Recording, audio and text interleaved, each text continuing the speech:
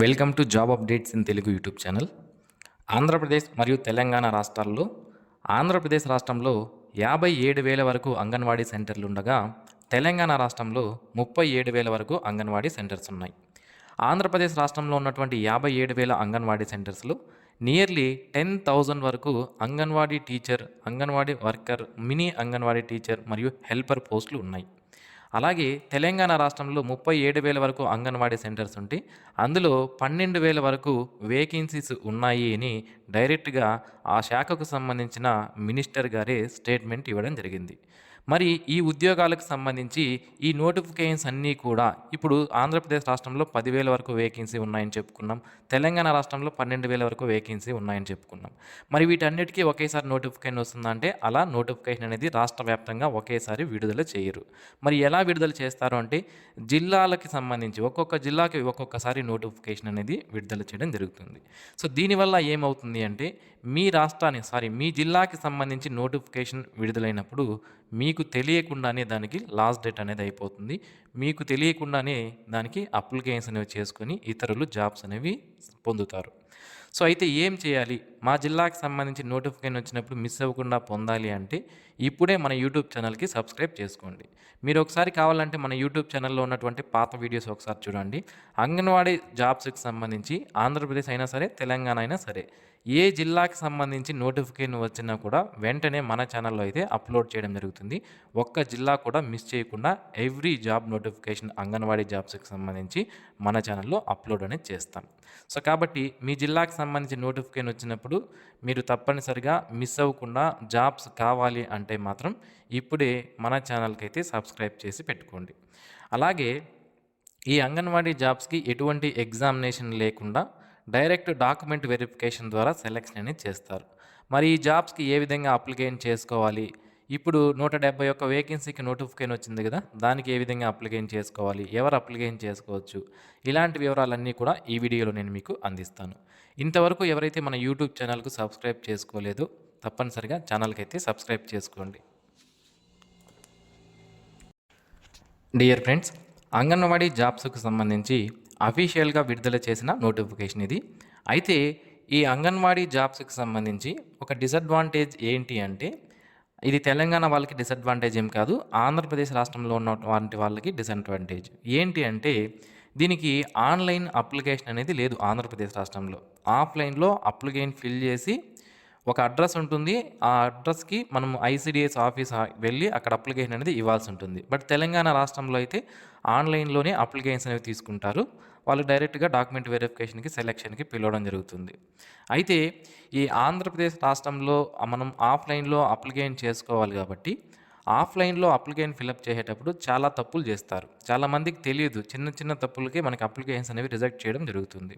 కాబట్టి నేను ఈ వీడియోలో క్లియర్గా ఏ విధంగా అప్లికేషన్ చేయాలి అనేది కూడా క్లియర్గా చెప్తాను.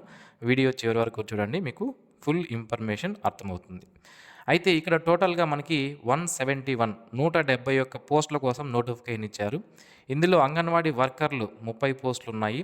అంగన్వాడీ హెల్పర్లు 141 వేకెన్సీకి నోటిఫికేషన్ ఇవ్వడం జరిగింది.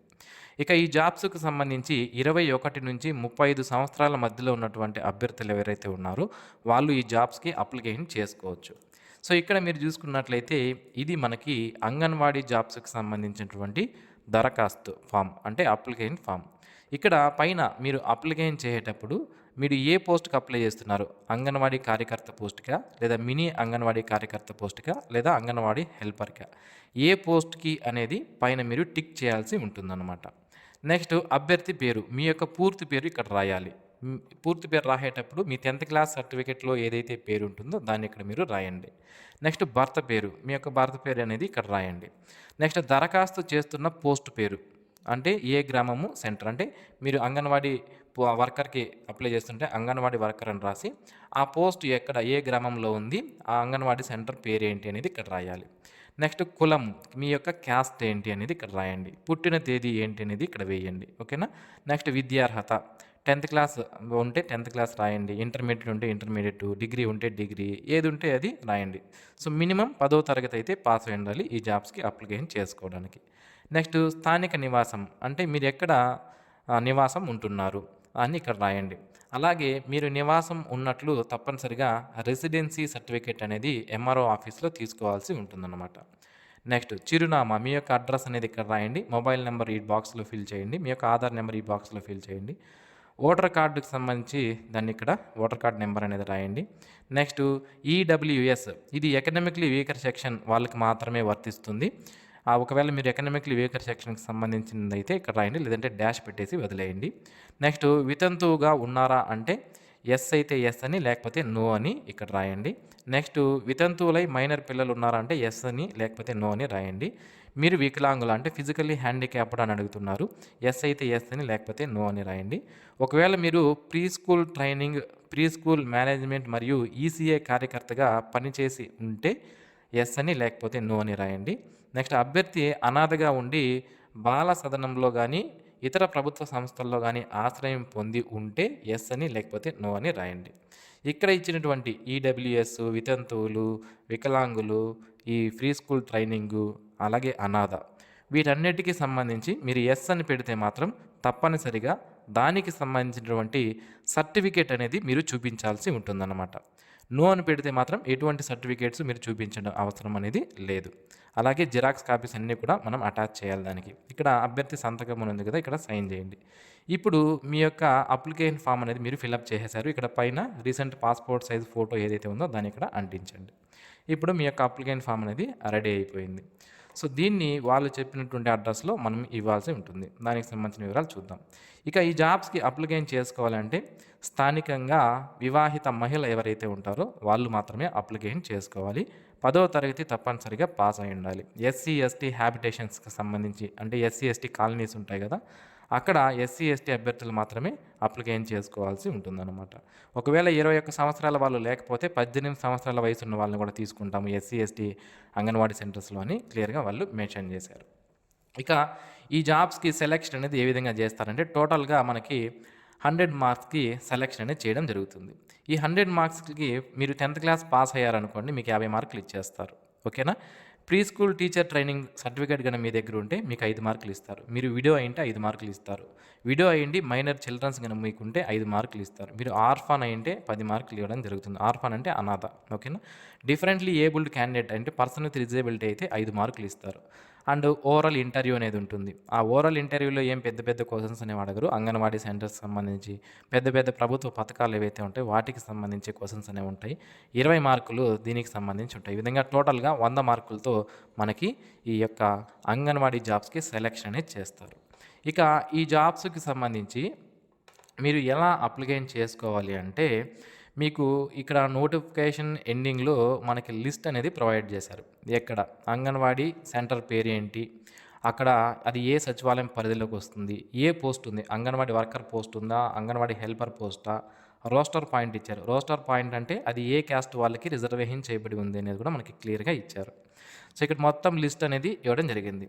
సో ఈ లిస్ట్లో మీ ఏరియాలో పోస్ట్ ఉందా లేదా అనేది ఫస్ట్ మీరు చూసుకోండి. ఈ నోటిఫికేషన్ లింక్ను వీడియో కింద డిస్క్రిప్షన్లో ఇస్తాను, డౌన్లోడ్ చేసుకోండి. డౌన్లోడ్ చేసుకొని ఫస్ట్ మీ ఏరియాలో పోస్ట్ ఉందా లేదా చూసుకోండి.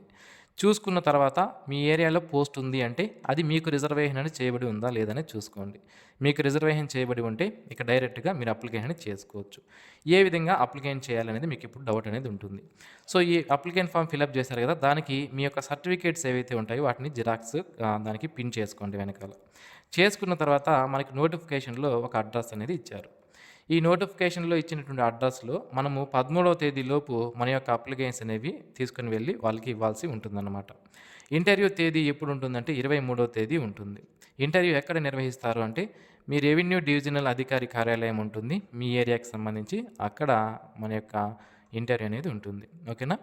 అయితే మన యొక్క అప్లికేషన్స్ అనేవి మనం గవర్నమెంట్ ఆఫీసర్, గెజిటెడ్ ఆఫీసర్ ఉంటారు కదా, వాళ్ళ దగ్గర అటెస్టేషన్ చేయించుకొని శిశు అభివృద్ధి పథక అధికారి వారి కార్యాలయము, ఐసిడిఎస్ ప్రాజెక్టు కార్యాలయము అంటాం.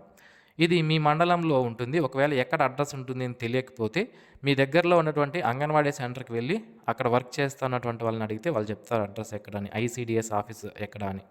ఆ ఆఫీస్కి వెళ్ళి మీ యొక్క అప్లికేషన్స్ అనేవి 13/4/2026 సాయంత్రం 5 గంటల లోపు అప్లికేషన్స్ అనేవి అక్కడ ఇచ్చి వాళ్ళు ఒక రిసిప్ట్ అనేది ఇస్తారు. ఆ రిసిప్ట్‌ని మీరు తీసి పెట్టుకోండి. ఫ్యూచర్‌లో మీకు ఆ రిసిప్ట్‌లో ఒక నెంబర్ ఉంటుంది. దాని ఆధారంగానే మీ యొక్క సెలక్షన్ అంతా కూడా ఆధారపడి ఉంటుంది. ప్రెజెంట్ మనకి ఇది వైఎస్ఆర్ కడప జిల్లాకు సంబంధించిన నోటిఫికేషను. ఆల్రెడీ ఆంధ్రప్రదేశ్ రాష్ట్రంలో కొన్ని జిల్లాలకు సంబంధించిన నోటిఫికేషన్స్ అనేవి విడుదల చేయడం జరిగింది. వాటికి సంబంధించి నేను వీడియోస్ చేశాను. ఇది కడప జిల్లాకు సంబంధించింది. అండ్ మిగిలిన జిల్లాలు ఏవైతే ఉన్నాయో ఆంధ్రప్రదేశ్ మరియు తెలంగాణ రాష్ట్రాలకు సంబంధించి ఏ జిల్లాకు సంబంధించిన నోటిఫికేషన్ వచ్చినా కూడా వెంటనే మన ఛానల్లో అయితే వీడియో అప్లోడ్ చేయడం జరుగుతుంది. సో మీరు మిస్ అవ్వకుండా అప్పుడు పొందాలి అనుకుంటే ఇప్పుడే మన యూట్యూబ్ ఛానల్కి సబ్స్క్రైబ్ చేసుకోండి. And thanks for watching this video. Have a nice day friends.